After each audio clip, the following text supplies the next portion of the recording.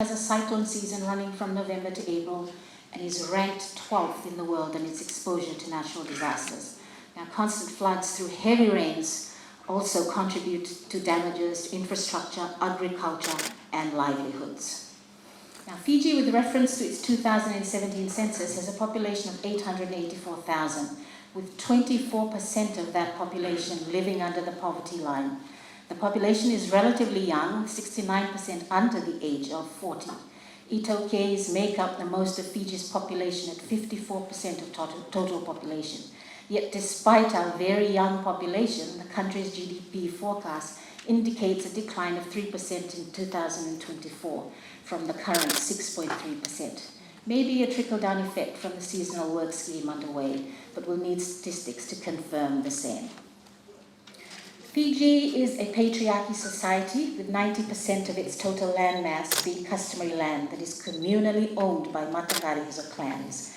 That said, it is also important to mention that every Itoke in Fiji belongs to a clan that communally own land in their district or provinces, and usually it is within and around where their villages are situated.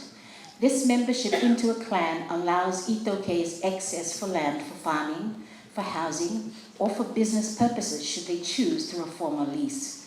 In saying that, it is also important to note that any formal lease on customary land in Fiji is a legal tenure that will be accepted as capital with all financial institutions and or organizations using that equity as security. Now, despite the access to land and its uses through membership to communally owned land, urban drift is very high in Fiji, with a current urban population sitting at 494,000, which is an increase from 69,000 in 2007. That is almost a 9% movement every year for 10 years since 2007. 44% of the population live in rural areas. With those statistics, the pressure in our urban areas are highly heightened, leading to the rise in informal settlements. We'd also like to highlight the stock of low-cost housing available in comparison to our urban drift, with three main players being the Ministry of Housing, currently with 300 settlements on their portfolio for assistance in regularization, 48 having been signed off with development leases for further development, and 8 have been completed to assist the demands.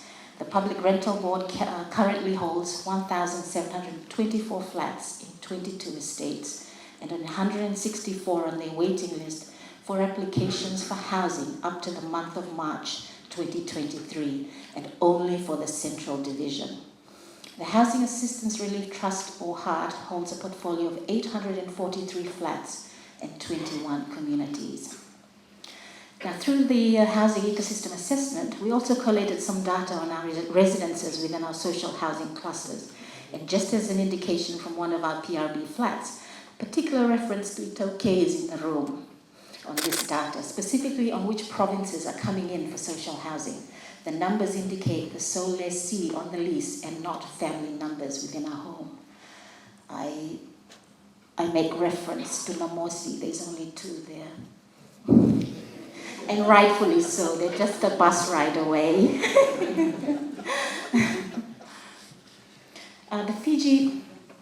The Fiji government commitment to the demand for low-cost housing is supported with the 2013 Constitution.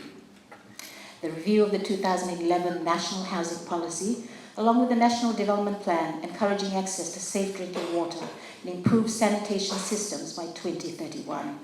It's also encouraging to see an increase in the 2023-2024 budget allocation for the regularization of informal settlements to 10 million from 9.8 million the previous year. The national commitment also included first home initiatives, rural housing assistance, informal settlement upgrades, retrofits for people with disability, and certified house plans being offered for free.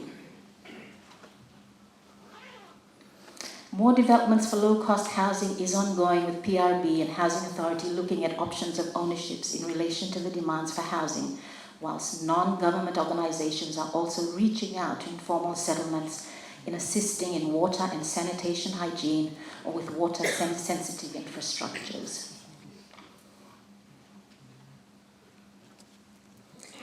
With the housing ecosystem assessment, our team approached it in 3 stages, as Jan had highlighted: the desktop research, stakeholder research, and focus group discussions with the communities on site. We focused on 2 informal settlements, 3 maritime villages, and 4 social housing clusters. The 2 informal settlements being Wainivokai in the Lami area and Nambuni settlement in the lower Rag Avenue area of Namandi Heights. The 3 maritime villages were all located in the Lau group, whilst the 4 social housing clusters were in McFarland Road, PRB in Raiwai, Newtown, Nasinu, PRB, Valilevu Hat, and Wainibugu Hat in Nasinu. The housing ecosystem assessment separated the clusters further into low-income formal communities, low-income informal settlements, and social housing units. With all 3 sectors, it identified the same vulnerable groups within their clusters, that is, the elderly, people with disabilities, women, and the LGBTQ community. Both low-income formal communities and low-income informal settlements identified their needs for footpaths, footpath lights, and retrofits for people with disability. The informal settlements lacked formal metered water and power, while the villages identified the access to clean water and some forms of lighting were their challenges.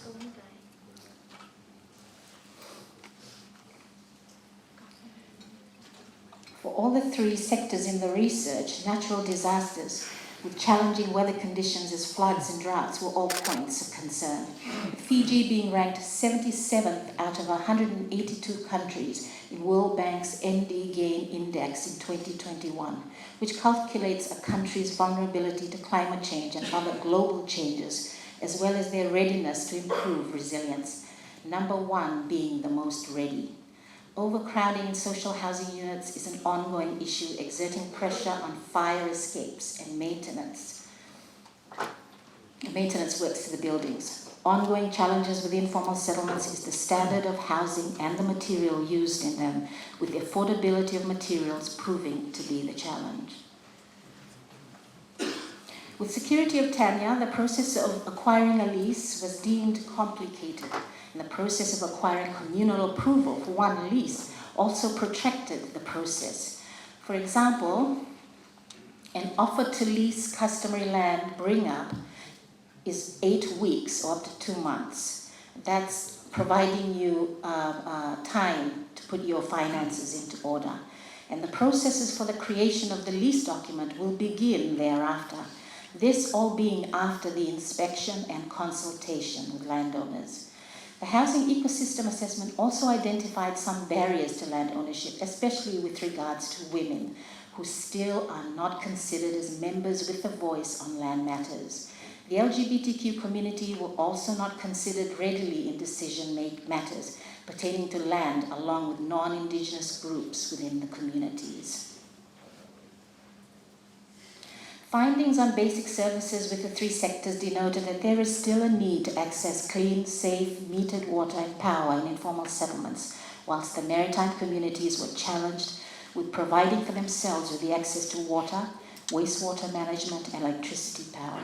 People with disability accessibility was a challenge throughout all 3 sectors, to sanitation facilities, to retrofits and proper footpaths, etc., to aid their movements. Findings on housing affordability all indicate costs as the challenge. Cost to materials, the cost of cutting of materials to maritime zones, the cost of labor, coupled with the minimum wage rate of $4 an hour, having 24% of Fiji's total population living under the poverty line, making owning a home with a formal tenure a challenge. The lack of housing knowledge compounds the position of the masses in accessing services and benefits that could assist one aspiring to acquire a home with legal tenure. Through the housing ecosystem assessment, it was identified that there is a need for more training to be undertaken, especially with the inclusion of women, to assist in the maintenance of homes and the need for communities to assist themselves, especially on recovery from natural disasters. This to be managed by the communities through working groups and committees.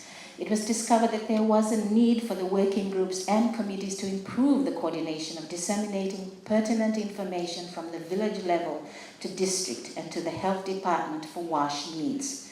The need to assist village nurses in providing timely and factual information to the relevant office for the assistance to be provided. The key finding was the fact that information on housing products was lacking with the communities, that there was a real need to assist the demand for housing with necessary information that would support opening of bank accounts, financial literacy training offerings, and efficient facilitations of application and accessing benefits where needed. Also, the use of local materials endorsement through the building code to ease cost issues, etc. The housing ecosystem assessment experienced still the discrimination of the vulnerable in the communities, especially towards women. The inclusion of women in projects and decision making was very limited. As a culmination to the assessment, which proposes that more research be focused on the main reasons for the substantial urban drift, leaving land not utilized in the rural and maritime areas, ultimately leading to the overcrowding issues in social housing and informal settlements. The need to engage more stakeholders, like the churches, to assist in the education on inclusion for all, women, people with disability, the LGBTQ communities, and non-Indigenous groups. There is also the need for more stakeholders to work together in providing information hubs to facilitate the demand for housing through knowledge of processes and benefits, and the need for stakeholders to look into offering alternative models of housing finance and benefits to meet the influx of housing demands in Fiji. Vinaka.